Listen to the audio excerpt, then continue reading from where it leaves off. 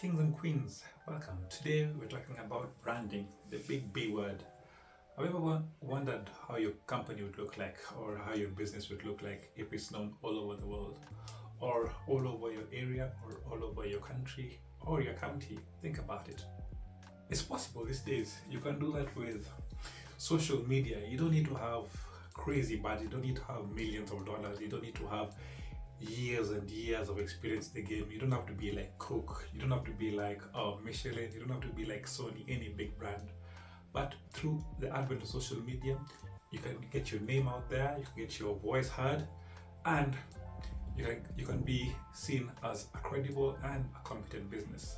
Branding is for anybody. If people are branding themselves in terms of professionals, think about websites like LinkedIn where people are known to be amazing over there. Branding is for businesses. Think about the companies you know because of social media, and think about big brands who are not don't have as much money as the bigger ones, but are still well known. Yes, branding can be done, and branding can be done on social media. Social media is an equalizing platform. All you need is the hard work. All you need is the consistency. All you need is the patience, and boom, there you are, branded, a big brand right there. And the best part about social media, you're not bound by region. The longer you do it, the better you do it, the bigger your brand becomes. It becomes local, national, regional. Then hey, if you're good enough or well trained at it, you become international. Social media helps you give out your voice. But now, because of extensive competition from other people, it's even harder and harder to be heard. So in this video, I'm going to tell you how to use social media to brand your business. And before I go any further, my name is Zablon, and let's get into it. In 2025, branding is very important right now. I think it's one of the most important things out there. Especially think about your competition. Everybody is trying to get what you have. Everybody's trying to be a bit better than you. Everybody wants to outsell you. Everybody wants to outcompete you. But how do you defend your position? One of the ways you can do it without lowering your cost, without reducing your margins, is branding. Branding is one of the most defensible positions where people know who you are, and rather before they try out something new or try out your competitor, they go like, no, I know my brand, I know what this is. And branding is amazing because it helps people think of who you are. And people these days are not just buying products, they're not just buying services, they're buying meaning, they are buying alignment, they are buying identity. Like for example, when you're selling a water bottle, you're not gonna say you're selling a water bottle that holds so much in liters of water. You would say you're selling hydration. Anybody who buys Apple, anybody who buys Nike, anybody who buys Sony, they're not buying the name, they're not buying the product, sorry about that. They're buying the name, they're buying the association, they're buying the love, they're buying the identity. They want to be known as, I'm an Apple fanboy, I belong to Sony, I pay, I don't wear the best shoes out there, but I wear Nike shoes because they align or are close to what my values are. So the thing is, what branding does, it bridges the gap from what the client sees of himself and what the company sells. And through social media, you have to understand that attention is king, and scarcity, it's so scarce that you're trying to grab somebody's attention from all other things that is trying to distract your person. And through branding, people can, your clients, your potential, then I'm pulled out of the platforms. But if I build a big enough brand, my brand supersedes all these platforms, and I'm not worried, or am I a slave of the algorithm? I'm not a slave of the YouTube algorithm, I'm not a slave of Facebook algorithm, I'm not a slave for TikTok. Once my brand is known everywhere, anybody can see it, I'm free. And people will know my company wherever they see it, whether it's other places like Pinterest, or if I decide to move to LinkedIn, everybody knows my company, everybody knows my brand, or any other obscure or new technology. We know how social media channels come up and go and disappear. Like for example, TikTok came a few years ago and it's one of the a powerhouse. Facebook used to be amazing. Facebook used to be very strong 20 years ago, but right now it is not as strong, but you know what I'm talking about. Also, think about how the SEO market has changed. I never thought at one point where Google would be challenged at its point of view or it being dominant search engine. Yes, it is a dominant search engine, but now people are struggling to get sales or clicks to their website because Google has moved the AI way and they're using AI search to power their searches. So all these things can be taken away from you, but with brands, with a strong brand, you're safe, you're comfortable, and you know where you are. How do you build a brand? How do you make your brand stand out more than others? One simple word: empathy. Empathy is the ability to understand what somebody else is feeling. Right now, there's a lot of competition for attention. Right now, there's a lot of competition for time, like I said earlier. So now, why you want to make a difference in this scenario, or why you want to separate yourself from others, is by being empathetic. Empathetic means you understand what your client is going through, or you understand what your prospects are going through, and you want to address their challenges.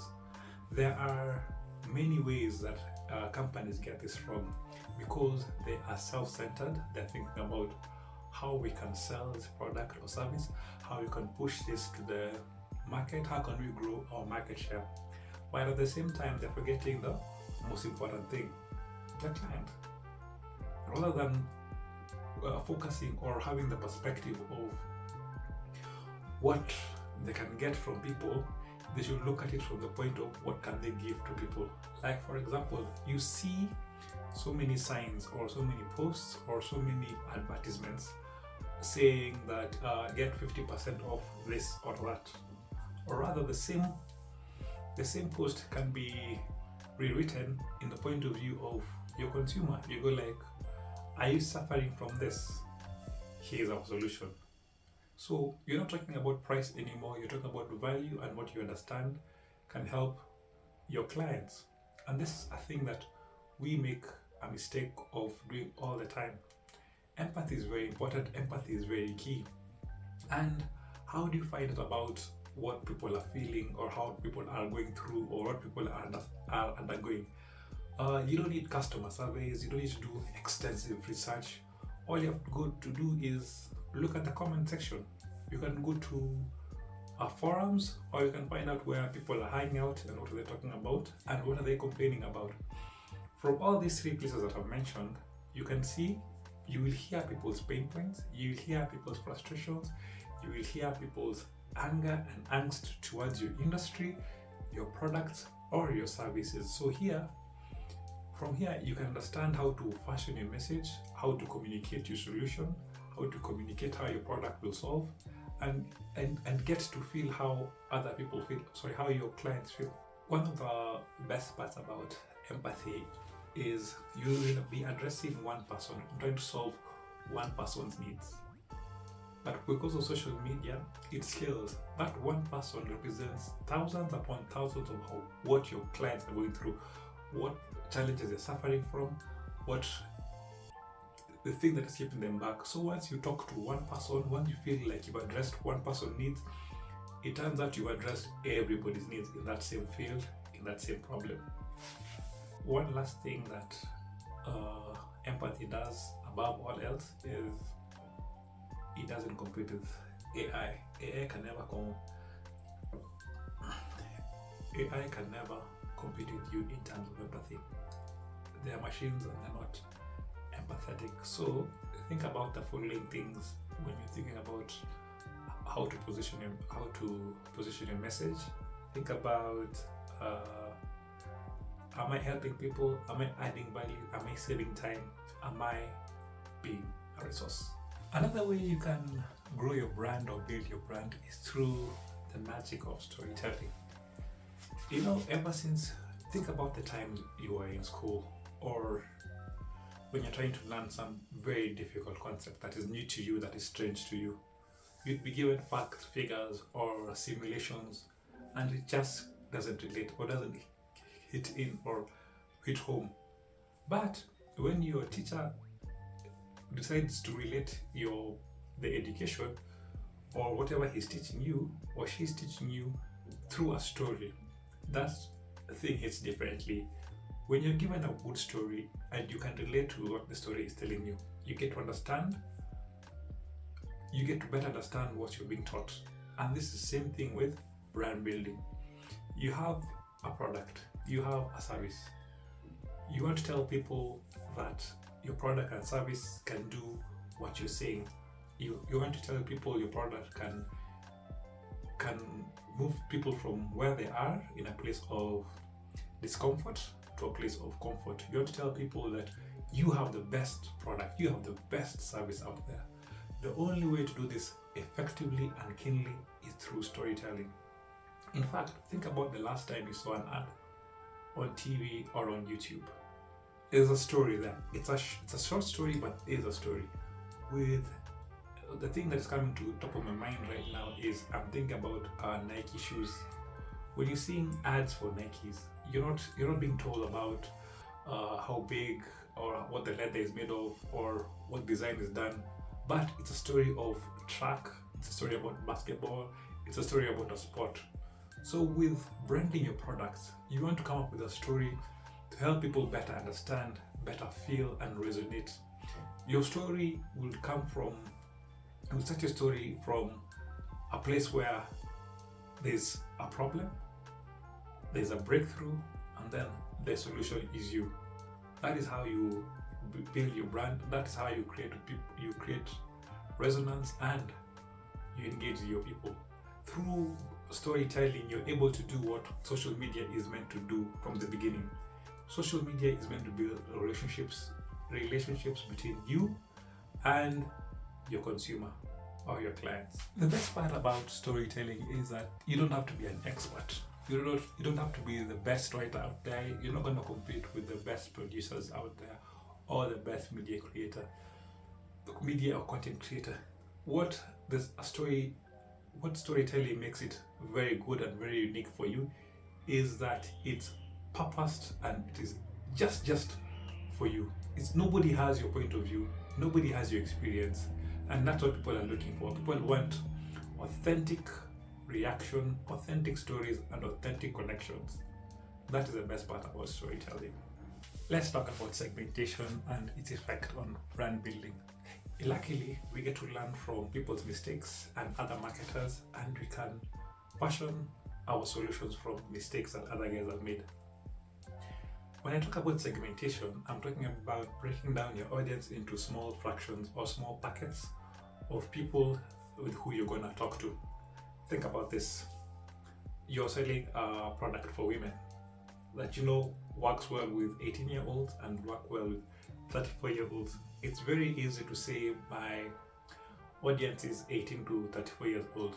True, that is very true. But motivations are different. You have to think about what an 18-year-old suffers from is not what the same thinking of somebody who is 34. Somebody who's 18 has a very different experience with somebody who is 34 years old. So when it comes to branding and storytelling, you will come up with a different story or a different solution for somebody who is 18. Yes, your product solves the same problems, but the approach is different. You'll think about fun stuff for somebody who's 18. You think about something that is easy, not complicated. But somebody who is 34 years old, who's a lady, who doesn't have as much time as the 18-year-old, you'll come up with solutions that would work with her. Like for example, tell her how your product would help her late at night when she's just about to go to sleep, to be a solution to her problem.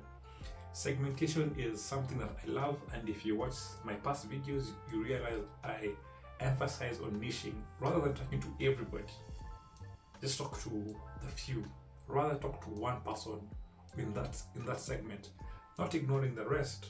Meaning you'll have one message for this packet or this group of guys, another message for this group of guys, another message for this group of guys, so that even think about it when you're watching content, like the algorithm knows you. You might be sent for the same content from the same company, but different content. Because you're this ethnicity, you get this message. If you're this ethnicity, you get the same message but with different characters, with different personalities and different things. That's the importance of segmentation. And again, you're building a relationship. So even though you're building for all these guys, you're building a micro relationship with this person, building another micro relationship with this person, another micro relationship with this audience or this segment of people. So 3 things to think about, other things to think about for your brand building: volume, consistency, and humility. I forgot the third one 3 times right now, so forgive me. Right, when it comes to volume, you need to be there all the time. You need to be posting as not too often, but as often as you can.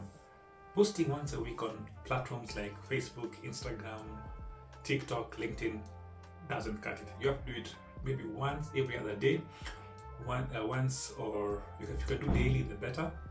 Platforms like YouTube, you can get away with once a week or even once a month. But other content platforms, no, you have to be there frequently. I'm gonna give you this story about that I had the other day, some time back, about a clay builder who's a potterer, a clay potter, who the hell teaches pottery classes, whatever. So he split his class into 2. He told one half of the class to build the best clay pot they can, and then the other half he told them to build as many clay pots to see who, at the end of the period of time, who will come up with the best. What turned out to be true is that people who practice the most by building as many pots or molding as many pots as possible were the ones who were able to come up with way better pots than these people who are each other half was told to just do fewer but as best as they can. So this goes to show the more you post, the better your chances of building your brand. And also, the more you do it, you're able to test various things. You can test different hooks, you can test various themes, you can test various items to see what's resonating with the audience. That's the importance of volume. When it comes to consistency, this also doesn't mean the same thing as the first one in terms of volume or posting a lot. It means having a clear message and sticking to your message. If you're gonna be fun, loving, and energetic in one post, do that for all of them. Don't be hot today, cold tomorrow. Or, and on the flip side, when you're talking about certain topics, like for me, for example, my niche is digital marketing. That's where I belong, and that's where I live. If I start talking about lifestyle content, I'm gonna lose my audience. So no, you need to be consistent and be on theme with your message. And lastly, the thing I'm forgetting all the time is the audience. The audience is the most important thing. So which falls under humility. You should always know who you're talking to. You should always know your audience is the number one reason for making the content, the number one reason for building the brand. If you focus on your audience and just be humble and go like, forget about me, it's about this guy. That's how you build your brand. That's how you grow your company. One of the biggest challenges in branding is how to measure brands, especially if it's compared to sales. It's very easy to measure sales. You have numbers, you have sales figures, you have conversions, you have add to carts, you have revenue per person. All those metrics are easily measurable in sales, especially when it comes to social media. The things that help you quantify or see that sales are a success, you measure click-through rate, cost per click, cost per acquisition, and revenue per campaign. That's very straightforward. But when it comes to branding, it's a bit different. You can't use those hard metrics. With branding, you're gonna follow other metrics that social media provides. That is likes or followers. It means engagement, not just engagements, not just likes alone per post, but comments, DMs, and shares. You're gonna think about brand mentions, where people talk about your company. You're gonna think about UGC, when people are talking about your business independently from you. UGC stands for user generated content. And lastly, you're going to think about how people talk about your voice or your tone of voice. All these two are important, the sales and branding, because branding leads to sales, and at the end of the day, we're all here to make money. But you should find ways of marrying the two and not giving sales too much importance that you forget to worry about or forget about thinking about your brand and your business. So just find a way of merging the two. Last but not least, we need to talk about is the creative. The creative is everything that ties all that I've mentioned. Having amazing creative, following brand colors, following amazing campaigns. You need to come up with something that is so good and so nice that stops people from scrolling. When they see your stuff, they pay attention to what you're talking about. So this is something that you should not leave to chance. This is something, if possible, pay professionals, get an editor, artists, get graphic designers to help you come up with the best content to present your business. Don't forget, branding is not a short-term thing. Branding is a long-term project that you will do it, that hopefully lasts for as long as your company lives. So think about your creative and what impact it have for your business. And finally, I hope you've learned all these things about building your brand. I'm gonna end it here and say goodbye.